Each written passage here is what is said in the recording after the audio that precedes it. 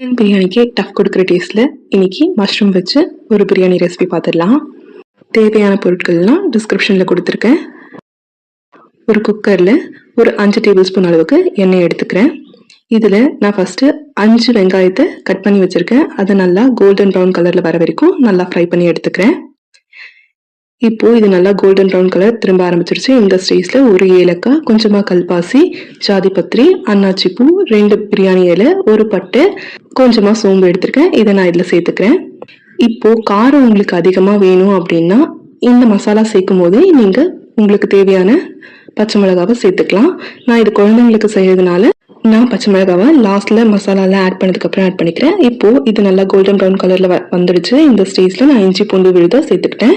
இப்போ பாருங்கள், இந்த இஞ்சி பூண்டோட பச்சை வாசனை போகிற வரைக்கும் நல்லா வதக்கி விட்டுட்டு இது கூட நான் ஒரு 4 தக்காளியை இந்த மாதிரி நறுக்கி எடுத்து வச்சுருக்கேன். இதை நான் சேர்த்துக்கிறேன்.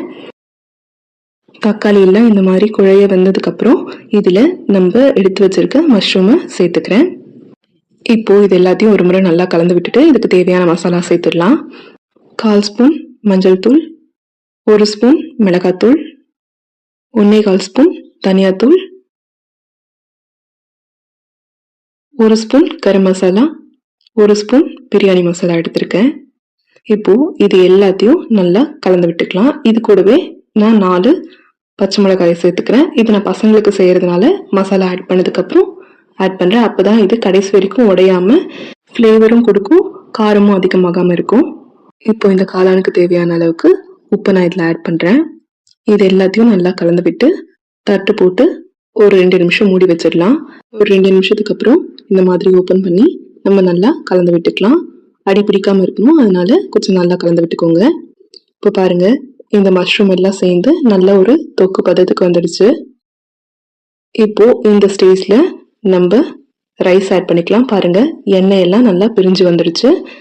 நான் இன்னைக்கு எப்பயுமே வீட்டில் நான் யூஸ் பண்ணுற சாப்பாட்டு அரிசி தான் எடுத்திருக்கேன். இதே நம்ம சீரக சம்பா அரிசியில் செஞ்சோம் அப்படின்னா ஹோட்டலில் செய்கிற மாதிரியே சூப்பர் டேஸ்ட்டாக இருக்கும். வாங்க ரைஸ் ஆட் பண்ணிடுறேன். இப்போது ரைஸ் ஆட் பண்ணதுக்கப்புறம் ஒரு நிமிஷம் நல்லா இந்த மாதிரி கலந்து விட்டுக்கோங்க. அதுக்கப்புறம் தண்ணி ஆட் பண்ணிக்கலாம். நான் 3 கப் ரைஸ் எடுத்திருக்கேன், அதனால் 6 கப் தண்ணியை மட்டும் இதில் சேர்த்துக்கிறேன். இப்போது இது எல்லாத்தையும் நல்லா கலந்து விட்டுட்டு உப்பு சரி பார்த்துக்கலாம். இப்போது இது கூடவே கொஞ்சம் கொத்தமல்லியை நான் சேர்த்துக்கிறேன். நீங்கள் விரும்பினா புதினா இந்த ஸ்டேஜில் சேர்த்துக்கலாம். இப்போது இது எல்லாத்தையும் நல்லா அடியோடு சேர்த்து நல்லா கலந்து விட்டு குக்கர் மூடி போட்டு 3 விசில் விட்டு எடுத்துக்கலாம். அவ்வளோதாங்க, கம்மன்னு இப்போ நம்ம மஷ்ரூம் பிரியாணி சூப்பராக ரெடி ஆகிடுச்சு. பாருங்கள், கொஞ்சம் கூட குழையாமல் உதிரியாக சூப்பராக வந்திருக்கு. இப்போது இது எல்லாத்தையும் நல்லா அடியிலேருந்து ஒரு முறை கலந்து விட்டு எடுத்துக்கலாம். நீங்களும் இதே மாதிரி வீட்டில் ட்ரை பண்ணி பாருங்கள். பிரியாணி எப்படி வந்தது அப்படின்னு சொல்லிட்டு கமெண்ட்டில் வந்து மறக்காமல் சொல்லுங்கள். தேங்க்ஸ் ஃபார் வாட்சிங்.